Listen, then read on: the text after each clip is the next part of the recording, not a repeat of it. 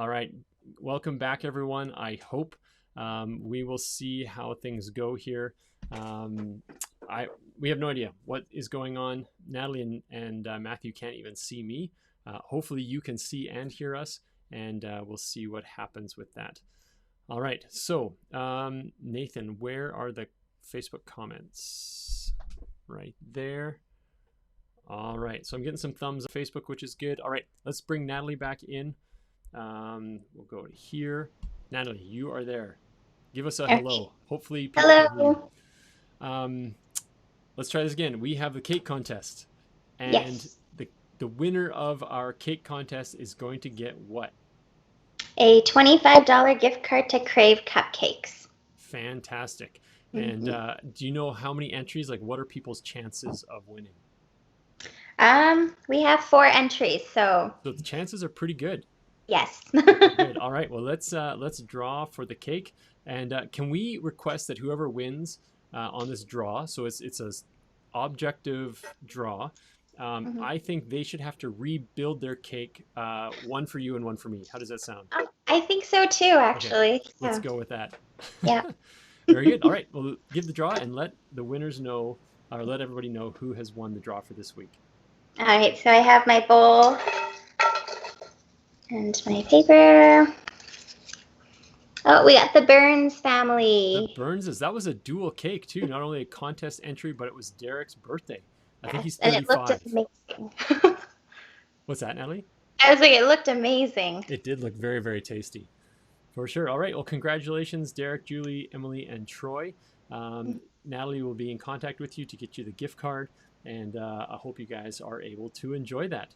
All right, Yeah. Natalie. Well, I hope you're able to stick around as we jump in and have a conversation with Matthew, and say hi to Marcel for us, and we will talk again soon. Will do. Thank you. All right. See you, Natalie. See you. All right. As we bring Matthew in, good to see you, Matthew. How is it going? Good. All right.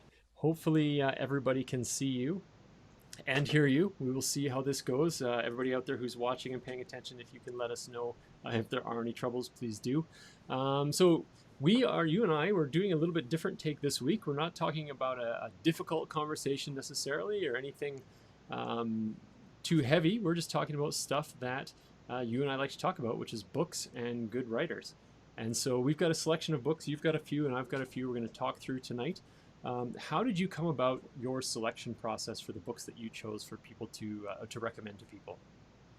It was incredibly complicated. I looked at my bookshelf and said, I wonder which ones of these I should recommend. And then after taking the 300 books that had come from that process, I whittled them down a little bit. So I wanted to share one that I think is good as a basic of what Christians should know for faith, Okay, one that's been a life-changing book for me, and then one that helps with prayer and with talking to God.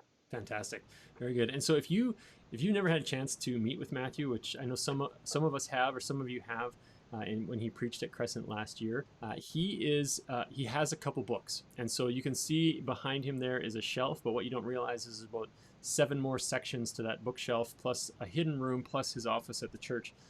There are a lot of books, and he has read a lot of books and really enjoys books. And so I listen to what he has to say when he shares his books. So I look forward to hearing, especially the one talking about something that's been life transforming for you.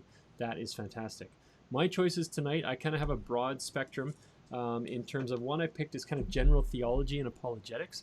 One is more kind of a lived theology. How do we as the people of God live together, which is actually the name of the title. And the third one is a more modern book talking about sort of modern day missions and what does it mean to be a missionary right here, right now in our neighborhoods. And so as we jump into this, I would invite you, Matthew, why don't you share with us the first book you would like to talk about tonight? Sure. And I'll hope that this is big enough that people can see. This is the first one that I wanted to talk about. It's by Mike Bird, who, in addition to being an excellent theologian, also has a great sense of humor. I was first drawn to him and his books when I read his introduction to his evangelical theology. And he started it by saying, "It is my opinion that most systematic theologians need to be routinely slapped in the face with a wet fish to knock some exegetical sense into them." And that just tickled my funny bone to no end. And so But Mike Bird takes with this book and studies the Apostles' Creed, which is the basic, simplest creed that lays out the Christian faith. And he uses that creed as a structure to systematically go through the core of the Christian faith. The creeds are good as basic. If you believe this, you are a Christian. If you don't believe them, you may be something, but you're not a Christian. And so he's looking at that and then expanding on it and saying, why is this important? Why are these things so important to believe? Is it just that we've decided we have a bunch of rules, or we've decided we want to have a bunch of things that we want to tick, boxes we want to check off to say, okay, good, you're a Christian? Or are these the core elements of the faith? And if you don't have these in place, will your faith be weak, or will you be possibly even led astray? So it's a great book for beginners or for those who haven't spent much time in studying theology and the depths of the faith to just learn their way around. It's especially a great one if you are a new believer and want to get acquainted with what it means to be a Christian. Very good. Thanks, Matthew. Sorry, we were talking some technical hoo-ha in the background here. And look, now I'm on the other side of you. And so that's great. I have been following Mike Bird a little bit on Twitter, and he is a bit of a goofball. And so it's a fun combination between a guy who seems to be very lighthearted, who approaches things very seriously, but in a lighthearted way. And like I was telling you earlier, when Mike Bird put out a COVID exercise for the theologian, it involved a lot of books. And earlier this week, in thinking about him, when I was doing a small workout, I took 2 giant books to use as my weights for doing some squats. And so hopefully I should have videotaped it and I could have sent that to him. Very good. Well, my first book is similar. It's kind of like, what are the general things that we as Christians from different traditions can agree on? And it's a book by a very common author, C.S. Lewis.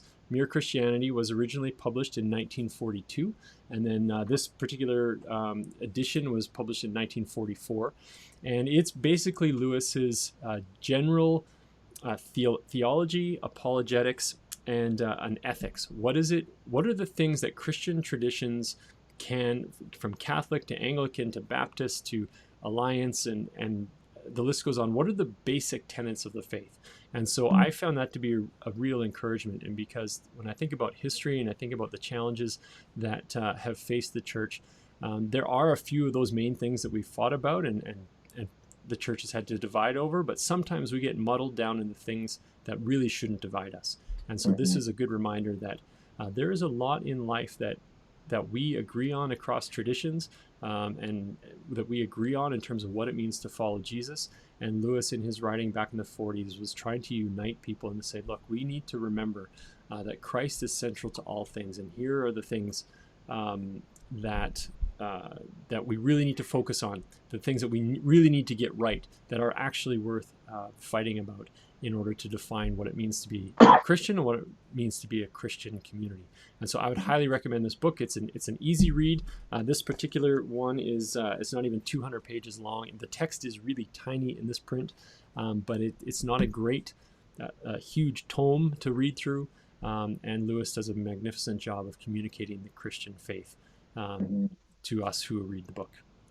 All right. And it is fascinating that Lewis wrote that in 42. Is actually a series of radio lectures originally, but the connection that they have for today, when you read the issues he's talking about, you go, are you sure you weren't talking yesterday and not in the 40s? Yeah. So it just shows how timeless truths truly are timeless, and that even though the clothes may change and the day-to-day issues may change, humans are still human, and we can still relate to people from the past. Amen. Yeah. Very good. All right, so that's kind of our basics, the theology texts that we would recommend that are a good read and from different eras. Bird is contemporary and Lewis is from 70 years ago, 60 years ago. And so what is the next book that you think someone should have in their backpack as they're heading to the beach, if it's socially and health-wise acceptable to be reading this summer? Well, this is a book that did indeed change my life. It's called Knowing God by J.I. Packer. I think you can see that there. So J.I. Packer, he's an Anglican, or was, actually out in Vancouver. at, trying to think of the school right now. My brain is gone. Regent. At Regent, yeah. And he has been a theologian and a writer for years. He's actually still alive. He's in his 90s now. But he's been faithful to write. He began writing back in the 50s. And Knowing God was published quite a long time ago. I'm just looking now for the first publication, and it's been republished ever since 1973. He published it first. But when I got a hold of Knowing God, I was in my second year of Bible school, and I was still grappling with who God was. I kind of had grown up with this legalistic idea that, God paid the basics, and you had to, he paid the down payment, you had to work for him, you had to give it all.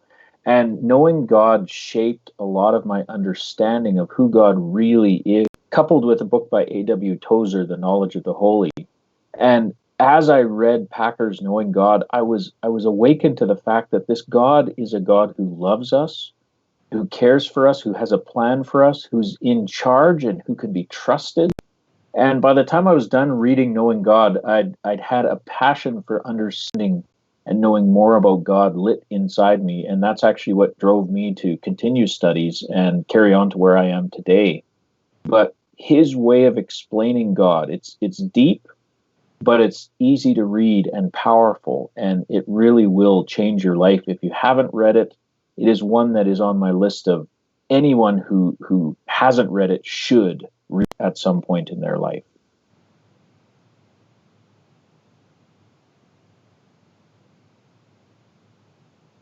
Anyway, I don't know if Tyler's still there. Oh, yes, there we go. I am back on. Excellent. I would agree with you, Matthew. The Knowing God is a fantastic read. I love the fact that he calls himself a recovering Anglican and has been in Canada for so long at Regent and teaching there. And for those of you who know Pastor John Huh, he went to school in Regent and studied under Packer. Could not say enough about him and the man that he was of integrity and theology and Christian mission and everything. He's kind of the full meal deal. So that is excellent. Very good. Well, my second book is one that I've used the last 2 years as part of a Theology of Care class at Alberta Bible College, which is part of their PACE program. They've had Pastor John and I come and teach Theology of Care, and we did it together last year, and then I'm just finishing it up now. And the book, one of the books we used in that is called Life Together by Dietrich Bonhoeffer. This book, again, is written in the 50s, so it's not an old book, but it's older. It's not contemporary, so to speak. And Bonhoeffer's writing this. This one was published, this particular edition, published in 1954. He was writing this book in the context of being in a concentration camp.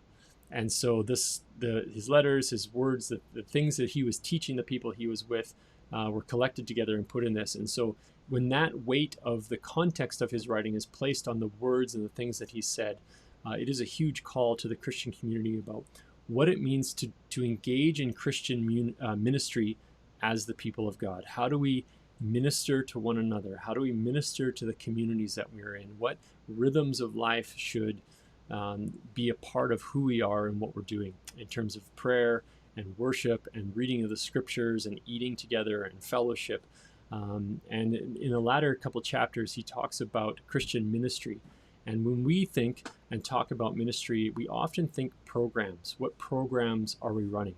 When Bonhoeffer talks about ministry, he talks about how are we living together? How are we proclaiming in word and deed the kingdom of God? How are we demonstrating and reflecting the glory of God? And so it's a really good awakening for those who haven't thought of ministry as simply being obedient to following Jesus and calling us as a people to be engaged in each other's life. And he uses this duality that is very biblical, but we often forget it, that we are to be an encouraging community and an admonishing community. And so we encourage one another to follow Jesus, and we correct one another in our life and behavior in following Jesus. And it is, again, it's a simple read. It's not very long, but it is a very powerful commentary and encouragement and instruction guide in many ways as what does it mean to be a people who are living life together. Matthew, I know you've read this book as well. Do you have any input for us or other thoughts that you would add to that? Yeah, Bonhoeffer's an interesting person because he's one of those people that I wouldn't necessarily agree with all of his theology, but what I love about Bonhoeffer is it was lived. These ideas, life together, as he was running an underground seminary while the Nazis were persecuting the church, he was coming up with these ideas and writing them down. So these are not theories that Bonhoeffer came up with while he was sitting in some academic office, or these are not just ideas that he kind of decided were a good idea, but he tested these out in the forge of being persecuted, in the forge of having to minister while experiencing a hostile world around him. And so they have immense value because they are not simply the ideas of an armchair quarterback, but someone who is deeply involved in trying to minister during a very difficult time. So when we read his words on how we should live and how we should minister, and those ideas like that ministry is not just programs, those are timeless and those have power. And when you see it from someone who was willing to step up and be counted when times were hard, he could have just gone along with a lot of other people and accepted the Nazi regime, but he chose to stand up and to minister in the face of an evil system. That lends great weight to his words. Again, we always take everything, to the Bible and with a grain of salt, but it lends great weight to what he says. Amen. Yeah, for sure. All right. So looking at the time here, I think we've got time for one more book each. We're giving everyone listening and who may see this later on 6 books to read over the summer. Opportunities to expand your thinking, to be encouraged, to be challenged. And so, Matthew, what is it that you have for us in our for your third recommendation in summer reading? So this is my final one. It's With Christ in the School of Prayer by Andrew Murray. It's a great devotional book. The chapters are short. You can read one of the chapters in just a few minutes, and each chapter actually ends with a little prayer. But it is a very fulsome discussion of what prayer is and how to pray. Andrew Murray builds it all around that when the disciples came to Jesus and said, "Lord, teach us to pray," and that's how he begins every chapter. And it is a powerful discussion of prayer. When I read that book, I struggled to pray. I really was feeling like, man, even 5 minutes of prayer is hard. I don't know how I'm supposed to pray continuously. And by the time I was done studying Andrew Murray and hearing what he had to say about prayer and its value and how to go about praying, it had revolutionized my prayer life. So I deeply encourage this book, not as a sit down and read all in one go, but the kind of book that you would read a chapter a day and then ruminate on it, chew on it, and let it sink into your soul, because prayer is one of the key things that we must do as Christians. It is the most important thing. And if we want to do it, sometimes it comes down to we don't know how. And we need someone to teach us, to show us, to model good prayer to us, and to show us just what prayer actually is. And Andrew Murray is an excellent starting place for anyone to read. It's simple, it's clear, and he makes it come alive. He follows one of my core maxims for books is read dead people. And Andrew Murray has passed on. He's gone to glory, and his books have stood the test of time. That's one of my tests, is if the book has stood the test of time, it's probably a good one to read. Yeah, most definitely. Don't see dead people, but read dead people. Very good. I love the fact that I don't know any of the books that you have. Oh, well, that's not true. Knowing God, I have read, but those other 2 books I'm unfamiliar with, so I've added those to my reading list for this summer or potentially into the fall.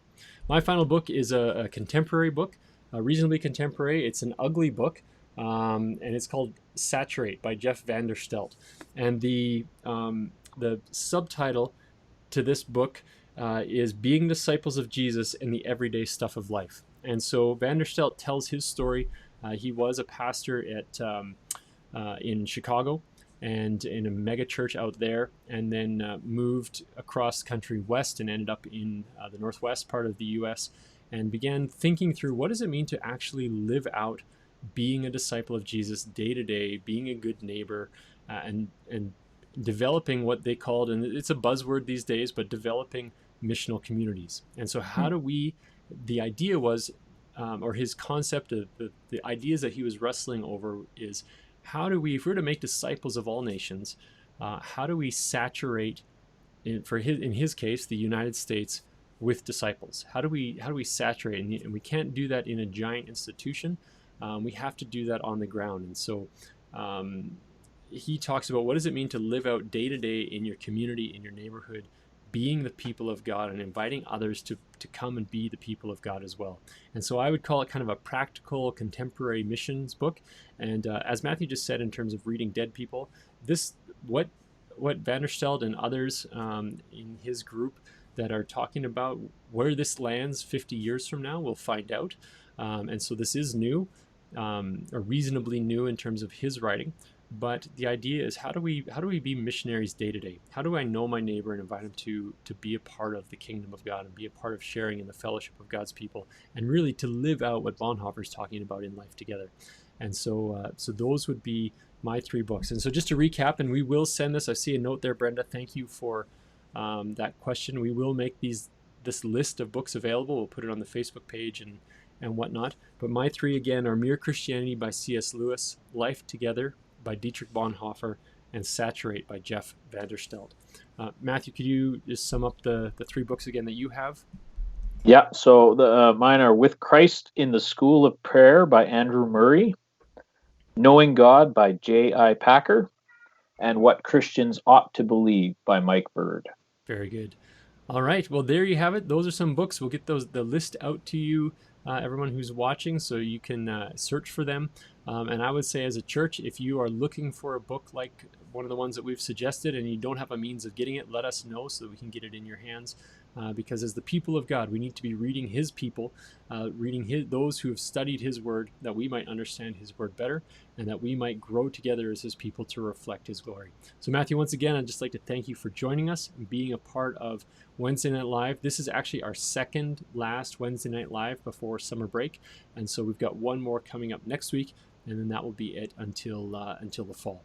And so, Matthew, thanks again for joining us. I'm going to close our time in prayer, and I'm glad that we were able to get some of the technical difficulties ironed out. God, we thank you for tonight. We thank you for your consistency in our life.